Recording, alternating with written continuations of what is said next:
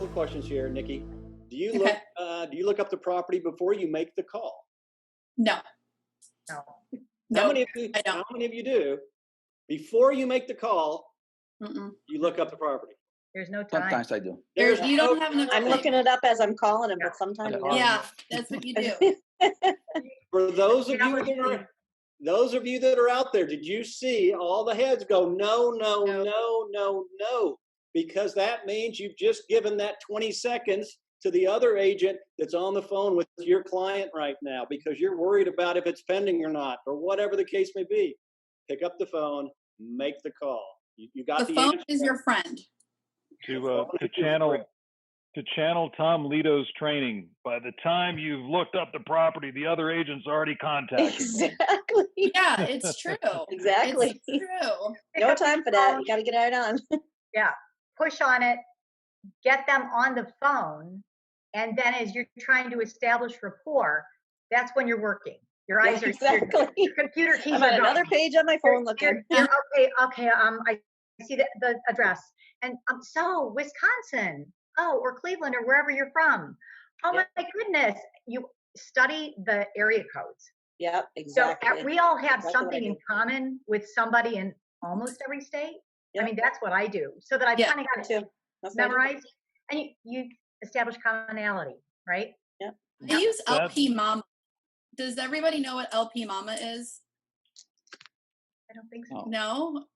I shared it with our whole entire team. I actually keep it on my desk here. But so this is LP Mama. And everybody on the Orlando team has this. It is location, price, motivation, agent, mortgage, and appointment. So those are all 6 of the things that you're trying to get when you're talking to a lead to keep them on the phone. So it's kind of just a guide that you go through.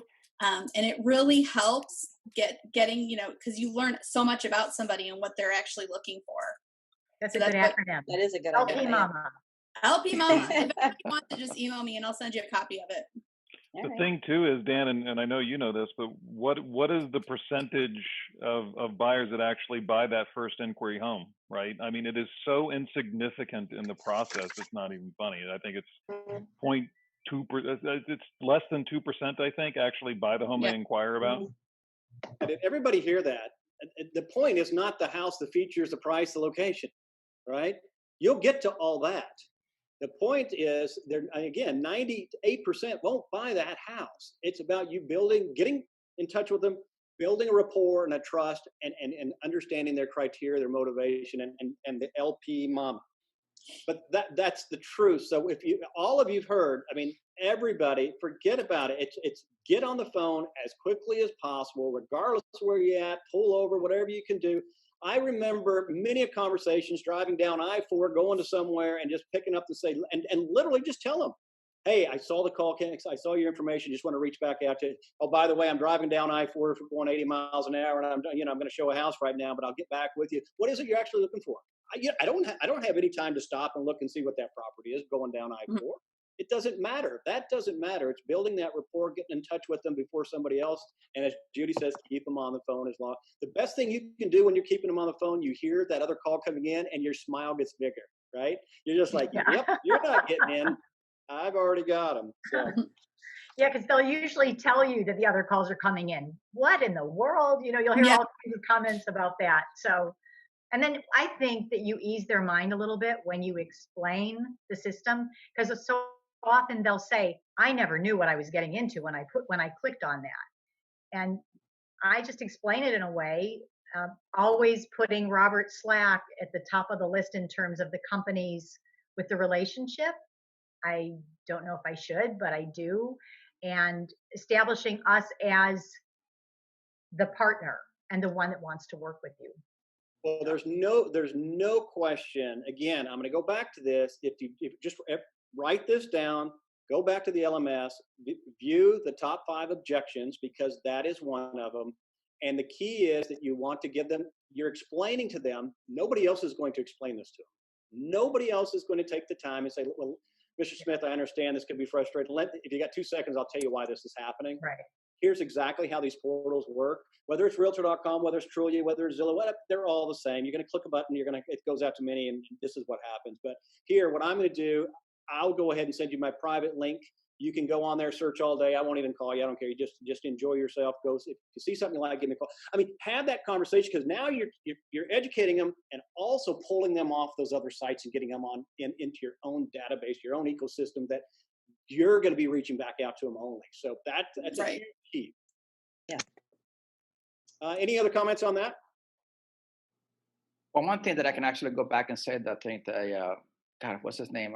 Juan, I think. He said that, his team, when everyone actually celebrates, when someone's doing well. And that is great. I mean, in our team, in the Ocala team, and I can kind of see it happens pretty much everywhere. I mean, we're rooting for each other. I mean, like when somebody's doing well, it's like, man, that's part of my team. It's a team member. When we get mentioned on the updates, it's like, I mean, it's the ownership. I mean, I love that. I mean, I think everyone, sellers, when I have sellers and I have buyers, they want to be associated with the best. They want to be associated, with, the best, out in the real estate market. And that's how I sell it when I do listings also. Because I believe you need to have a diversified folder, portfolio. You need to have listings, and you have to also have sellers to be able to succeed. And people love it when I tell them who we are, what are we ranked. I've shown the rankings, for the last 2 years and what we've done so far. And they're like, wow, I mean, who are you guys? And they want to work with you. So I'm going to ask this question. Tim, I want you at first, and then we'll go around a little bit. This is an agent that was on the call, the Q&A call, that's not an agent with Robert Slack. They're listening to what we're saying here, and they're going, wow, how can you keep up with all that? How do you organize that at the volume that you're doing? And everybody's like, ooh, sometimes it manages us. But Exactly. It takes over you. So great question from a non-Robert Slack, hearing how everybody's so successful and wanting to know, how the heck do you keep up with it all? Tim? Well, once again, we've been provided with this amazing technology called FollowUp Boss. And it's just task lists, keeping yourself organized and checking it daily. It's got to be a part of your day. I mean, you got to take a look at what's going on, kind of plan. She said she woke up early and plans her day there with Laura. That's key to what you're doing, because if you just kind of try to run around with like a chicken with your head cut off, you're going to end up so more confused than you were before, losing what's going on. And as I said, it's really relationship driven. So those people that are waiting for you and are expecting you to send those emails, if you're not following through, they're going to end up somewhere else. To me, FollowUp Boss is invaluable. And again, I always go back to my experience in the business with different companies and different theories and different ways to get leads and all of that. If you're not self-motivated, I think we all are clearly, or we wouldn't be in this business, but FollowUp Boss forces you with the tasks that you set. Even if you're somebody like, oh, I really don't feel like dealing with 30 of them today, especially because they are not replying to me. But what you'll find is it forces you to do the things that you maybe don't think are going to be fruitful, but what's going to end up happening is you'll be surprised, because some of those leads that you think, oh, they're never going to reply to me, out of the blue, they reply. You thought they were not even paying any attention to your drips, your emails, your whatever, and then they do. And I did want to say one other thing about mindset, Dan, too, is that I think it's easy to get down every once in a while and feel like, oh gosh, I'm having a slow week. Nobody's replying to me. I don't have any showings set up. I had a week like that last week. I have 4 hot prospects. I've got 2 showings this weekend. Both of them have said that they want, 2 separate buyers have said that they want to buy this weekend. So never get down. With regard to mindset, it's stay on it, as we've all said. But when you're feeling a little bit discouraged, just know it's going to change next week or tomorrow. It always You have does. to have that mindset.